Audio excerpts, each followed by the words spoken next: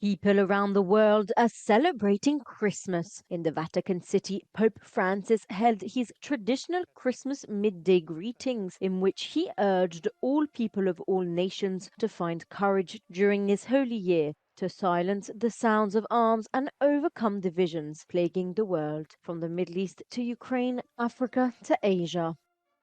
Whilst pilgrims from all over the world lined up to cross the holy door and thus receive the Catholic Church indulgence for their sins.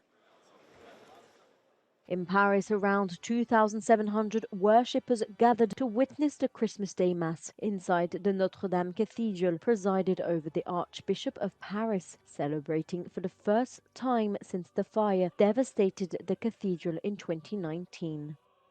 In Germany, members of a Berlin swimming club dressed in Santa costumes braved water temperatures of 4 degrees to take their annual Christmas Day swim in Lake Oranke before singing carols, a tradition that has been going on for 40 years.